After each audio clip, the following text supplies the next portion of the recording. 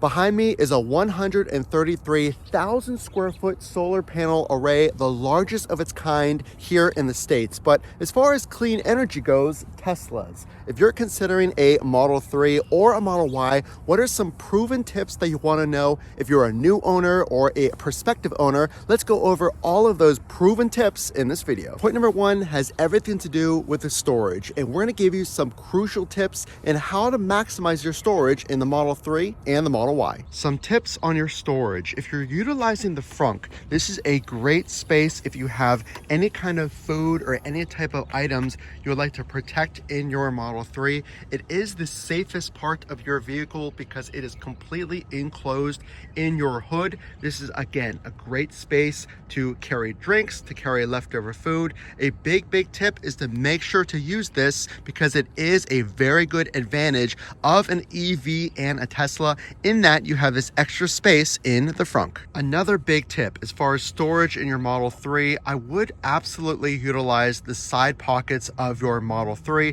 Now let me show you what that looks like, but before we do, this gives you a good idea of the height of your trunk. If you're someone that carries taller items, maybe larger boxes, I would consider maybe the Model Y, but these side pockets are great for maybe your adapter. You can put them right there. And also a really crucial tip is to make sure to utilize what's underneath your trunk as well. You can see I fit a lot of my cleaning supplies, also my mobile connector right there underneath that trunk. So make sure, as far as maximizing the storage in your Model 3, you have the side pockets and underneath that trunk space. So point number two has everything to do with the best accessories for your Tesla. And this is a crucial mistake because you don't want to spend tens of thousands of dollars on a brand new Tesla only to dirty the inside because you're carrying a boot full of mud or your kid spills something. Let's go over the accessories that I have in point number two. These ones are almost a must-have. If you open the door here, you will see these seat protectors that I have. If you have kids like I do, or if you put animals in the vehicle, or if you just want extra protection, these look very similar to that leather, that vegan leather of Tesla. They look very high quality, and they actually tuck into the seat itself, giving you a very modern form-fitted look. These do come in black as well, and you don't have to compromise with storage because they also have pockets, so you're not covering up that Tesla storage. So that would be accessory number one. Let's get into the next accessory. One of the best accessories you can get are floor mats, and there are two different brands that I would recommend. I'll put them in the description. All these links will be in the video description, but these are laser cut to your Tesla. These are a little dirty at the moment, but you can see they go up the sides of the Tesla and they go all the way back to where your feet will be when you're actually in the vehicle. So this is a matching set. I would absolutely pick up high quality floor mats for your Tesla. I would absolutely recommend some type of mud flap. So this will prevent all of the gravel, all of the rain and sand or mud or whatever it happens to be from spraying on the back of your Tesla. So these are down in the video description link as well. I would absolutely recommend these. And this just prevents some damage of all that dirt and gravel spraying and chipping away at your paint. So these are a must-have. I would definitely pick these up. So personally, I would pick up a screen protector. It does prevent a lot of the fingerprints. Now it's not going to prevent all of them like you see here, but it does reduce some of that glare. It's one of the most popular accessories down in my video description. So this just protects your screen because all of your technology lies behind this screen. So consider a screen protector for your Tesla. So here's a really good tip, especially if you take road trips or if your car is going to be your daily driver. Point number three has everything to do with your driving settings. So inside of your Tesla, you want to go to pedals and steering. In here, you'll see your options for standard, chill, sport, standard, and comfort mode as far as acceleration and steering. Let's tell you the big differences between all of these. So comfort, standard, and sport are your steering options. Now that is more for your preference. Now sport is going to be a little stiffer, where comfort is going to be a little more flexible and gradual. So to get the most range, you have creep, roll, and hold in this stopping mode. Now click hold and that will maximize your range. You can see why it does it by extending your regenerative braking And all that means is you're gonna feel more braking at stops, and it's gonna hold you there, as opposed to this creep and roll, which are pretty self-explanatory. So we spoke about storage, accessories, and point number 3, your driver settings. Well, point number 4 has everything to do with how much it's gonna cost you to charge and maintain your Tesla over the long run. This is information that I know now after 25,000 miles of driving, so pay attention to this one. But before we get into point number 4, consider tapping that subscribe button so I can bring you even more videos,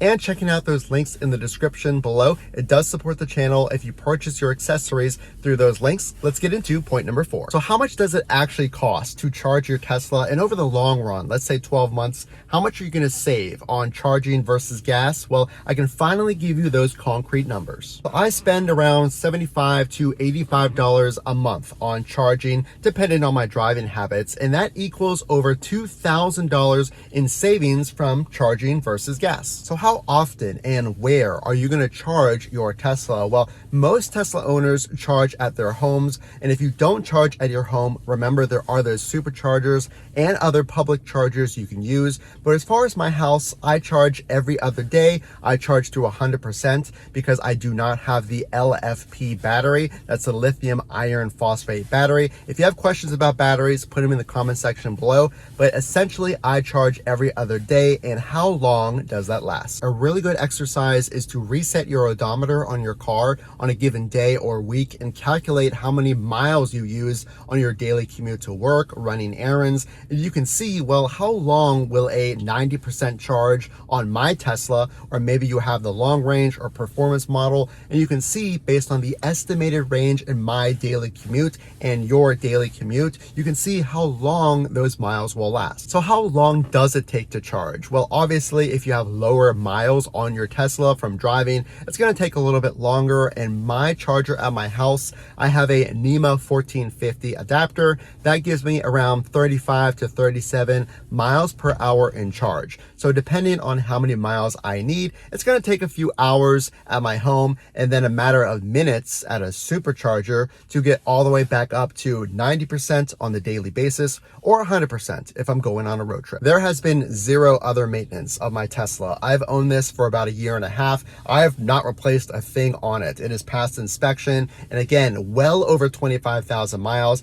The only thing is really tires. I elected for winter tires, so I paid for those. Your Tesla will come with all season tires, but as far as maintenance goes and EV charging cost and savings, hopefully that gives you a good idea on charging versus gas and some of your low maintenance costs. Last but not least, I want to give you some driving tips. When you're actually driving, this is very important for your safety in learning how to use your Tesla properly when you're on the road. Let's get into point number 5. So first is autopilot. So to use autopilot, you tap down on the right steering column twice, and that'll put you in autopilot. Now to disengage, you can move the steering wheel firmly to one side or the other, and that'll break you out of autopilot essentially. You can tap up on the right steering wheel column, or you can also hit the brake. The autopilot that comes with your Tesla is plenty for me as my daily driver. It'll keep me within the lane at a certain speed, at a certain distance away from other cars in traffic. It will not acknowledge stop signs, stoplights, and it will not move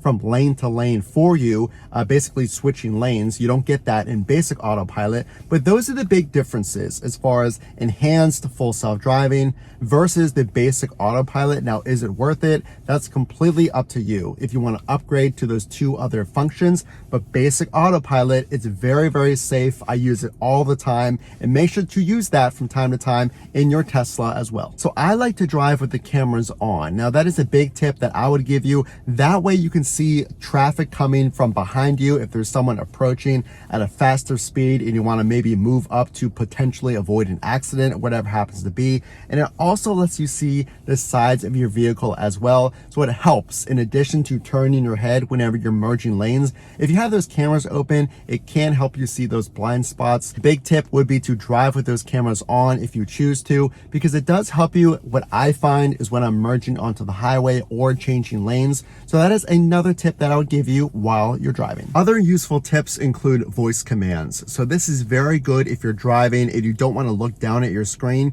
You can click the button on your right steering wheel, and those are where you access access your voice commands. You can change the fan speed, you can change the temperature within your car to save your passenger from having to use the screen. Maybe they don't know how to open things like the glove box. You can also click that button and say open glove box. I wanted to add the voice commands as a tip that I would give to you, especially useful when you are driving. It can save you from having to take your eyes off the road and look at that screen. So those voice commands are a really helpful tip. So hopefully you like those list of 5 proven tips for your Tesla, and there are so many more that we haven't even covered in this video. So make sure to stick around for more videos like this. And the only way I know that you enjoyed this video is, of course, dropping a like, and consider subscribing and checking out those links in the description. Again, this is Matt from Frunk to Trunk. We will see you in the next video.